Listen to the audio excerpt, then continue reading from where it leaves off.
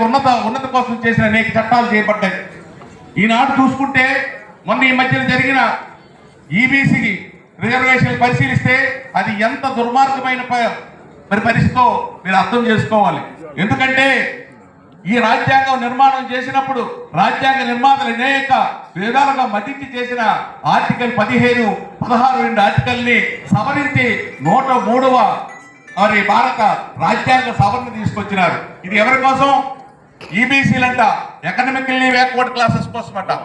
నిజంగా మన రాజ్యాంగంలో ఎక్కడా కూడా వెనుకబాటుతనానికి ఆర్థిక పరిస్థితులు కాదు అని చెప్పి మన రాజ్యాంగంలో తెలియజేయబడ్డాయి. అదే 15, 16 ఆర్టికల్లో విద్యాపరమైన సామాజిక పరమైన వెనుకబాటుతనాన్నే ప్రామాణికంగా తీసుకోమని చెప్తే ఈనాడు ఆ 15, 16 ఆర్టికల్ను సవరించేసి 103వ రాజ్యాంగ సవరణగా తీసుకొచ్చి ఈబీసీలకి 10% రిజర్వేషన్లు ఇచ్చారు. మన దేశంలో మరి 340 ఆర్టికల్ కింద ఎవరికైతే బీసీల కోసం ఒక కమిషన్ వేసి తద్వారా ఈ బీసీలకు కావలసిన ప్రయోజనాలు చేకూర్చమని రాజ్యాంగం చెప్తే ఆ 340 ఆర్టికల్ కింద ఈనాటి వరకు కూడా ఆ కమిషన్ వేసిన ఏవైతే సూచనలు చేశారో వాటిని అమలు చేయలేదు. ఆనాడు కాకా కాలేకర్ కమిషన్ చెప్పినా కానీ తర్వాత బీపీ మండల్ గారు చెప్పిన ఏ ఉద్దేశాలను కూడా ఈ దేశంలో ఉండే బీసీలకి అనుబంధంగా చేయబడలేదు.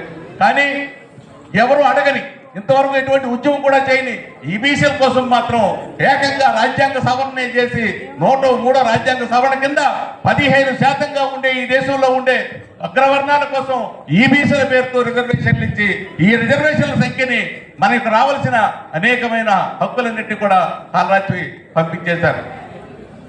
అదే ఎకనామికల్లీ బ్యాక్వర్డ్ క్లాసెస్. అదే చెప్పు, ఈ ఎకనామికల్లీ బ్యాక్వర్డ్ క్లాసెస్ అనే పదం రాజ్యాంగంలో ఎక్కడా లేదు. రాజ్యాంగంలో లేదని దాన్ని 16, 15 ఆర్టికల్ని సవరించి 103వ రాజ్యాంగ సవరణ తీసుకొచ్చారు. ఏమండి, ఏనాడైనా మా అగ్రవర్ణాల కోసం, అగ్రవర్ణాల్లో ఉన్న పేదల కోసం మాకు రిజర్వేషన్ కావాలని ఏనాడైనా ఎవరైనా ఉద్యమం చేశారా? కానీ 150 ఏళ్ళుగా ఉద్యమం చేస్తూనే ఉన్నాం, ఇంకా చేస్తూనే ఉన్నాం. మా యొక్క బతుకులు ఇంకా బాగుపడలేదు. మాకు మా సంఖ్యకు సమానమైన రిజర్వేషన్ రాలేదు. ఆనాడు కాకా కాలేజ్ గారు చెప్పినా, బీపీ మండల్ గారు చెప్పినా ఈ దేశంలో ఉండే జనాభా మొత్తాన్ని గణించి లెక్క కట్టి అందులో వెనకబడిన తరగతుల వారు ఎవరో ఆ తరగతులకు సమానమైన రిజర్వేషన్లు ఇవ్వడానికి అవకాశం ఉంటుంది. అది మరి జనగణన కులంలో పునగణన చేయమని చెప్తే ఈనాడు కూడా చేసిన పరిస్థితి లేదు. ఇటువంటి ఉద్యమ చరిత్ర కలిగిన బీసీలు ఇంకా ఎంతకాలం ఉద్యమం చేయాలో, మన హక్కుల కోసం ఇంకెన్నాళ్ళు పోరాడాలో తెలియని పరిస్థితిలో ఉన్నాం. కానీ తప్పదు. ఈనాడు రాకా వెంకటరావు గారి నాయకత్వంలోని గొప్ప ఉద్యమ నిర్మాణం జరిగింది. ఇదేదో ఏదో ప్రయోజనాల కోసమో దేనికోసమో ఏర్పడింది కాదు. ఏ ఒక్క కులం కోసమో ఏ ఒక్క మతం కోసమో ఏర్పడింది కాదు. మీరు మన వెనక నుండి మన బ్యానర్ చూస్తే మీకు అర్థమవుతుంది. ప్రతి కులం నుంచి ఈ ప్రాంతంలో లేదా ఈ దేశంలో ప్రయోజనాలు కల్పించిన ఆయా కులాల కోసం, ఈ బీసీల కోసం ప్రయోజనం సాగించిన అందరి యొక్క ఫోటోలు మనకు ఆదర్శప్రాయులుగా, ఆరాధ్యులుగా భావించి వారిని పెట్టి ఈ జాతీయ బీసీ సంక్షేమ సంఘం నియామకమైంది.